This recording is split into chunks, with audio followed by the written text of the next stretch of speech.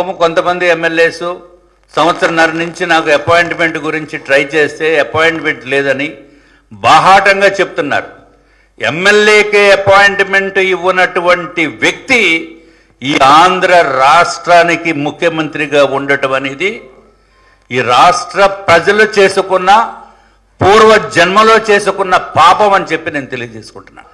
ఈ ఒక్కసారికి మాత్రం వైఎస్ఆర్సీపీకి ఓటు వేయకుండా ఉంటే ఆంధ్ర రాష్ట్రం అభివృద్ధిలోకి వెళ్తుందని చెప్పడానికి ఏమాత్రం సందేహం లేదు. దయచేసి ఇంక ఉన్నది 3 నెలలు. 3 నెలల కాలంలో ప్రతి ఒక్కరూ కూడా మీకు ఏమేమి చేశారు, ఏమేమి అన్యాయం చేసింది ఈ రాష్ట్ర ప్రభుత్వము, మన దగ్గర డబ్బులు దొబ్బి వాళ్ళు మళ్ళీ వెనక్కిచ్చే పరిస్థితి, ఎక్కడ చూసిన అవినీతి, కాంట్రాక్టర్స్ పేమెంట్ ఇవ్వాలంటే పర్సంటేజ్లు, ఆ పేమెంటు వచ్చిందంటే సంతోషపడాలో ఏడవాలో తెలియనటువంటి పరిస్థితి. కేంద్ర సంస్థలు కనుక గట్టిగా ఒక చూపు చూసి ఉంటే అసలు తమాషా బయటపడుతుంది. ఇంకా చూస్తారా అనే మాత్రం నమ్మకం అయితే ఉంది. అట్లాగే ఒక జీవో తీసుకుని వచ్చారు, ల్యాండ్ టైటిల్ యాక్ట్. ల్యాండ్ టైటిల్లో వాళ్ళు 512 జీవో, ఏందే దిక్కుమాలిన జీవో అంటే ఇంత దుర్మార్గమేమో లేదు.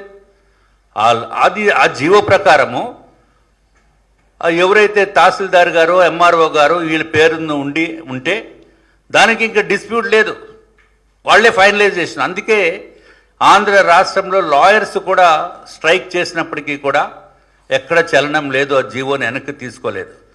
ఒకటి ఖచ్చితంగా చెబుతున్నాం, 3 నెలల తర్వాత మేము అధికారంలోకి వస్తాము, వచ్చిన వెంటనే ఈ జీవోని రద్దు చేస్తాం, దాంట్లో సందేహం లేదు.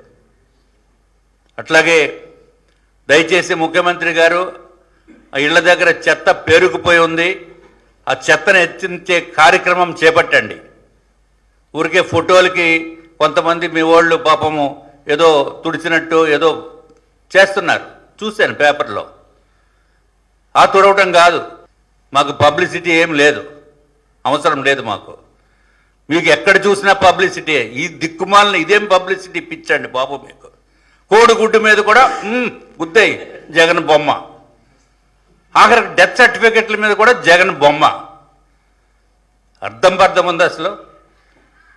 ఎవరో డాక్టర్ గారు దయచేసి అదొక్కటే తీసేయండి, ఈ పబ్లిసిటీ పిచ్ అనేది ఆయన దగ్గర. చచ్చిపోతున్నాం పాపము. అడ్వర్టైజ్మెంట్ ఏదైనా వస్తే న్యూ ఇయర్ శుభాకాంక్షలు వేస్తే ప్రభుత్వ పరంగా వేస్తే ఆ మంత్రి ఫోటో కూడా ఉండదు, ఏ ప్రోగ్రాం కూడా మంత్రి ఫోటో పెట్టరు, ఎక్కడా లేదు. ఇలాగా ఇది ఏమన్నా డిక్టేటర్ వ్యవస్థ, ఇది ప్రజాస్వామ్యం పద్ధతి కాదు. కనీసం జనవరి 1 తర్వాతన్నా రేపటి నుంచి మీరు ఏదైనా మీ డిపార్ట్మెంట్ వైజ్ అడ్వర్టైజ్మెంట్స్ వస్తే మంత్రుల ఫోటోలన్నా కొంచెం పెట్టించండి. ఎవరు మంత్రులో తెలియనటువంటి పరిస్థితి ఉంది. అసలు మంత్రులు ఎవరో తెలియదు, మీరు అడగండి, నేను అడుగుతున్నాను, నాకే తెలీదు. ఇంత దారుణమైన రాజకీయము ఎక్కడ ఎప్పుడు చూడాలా.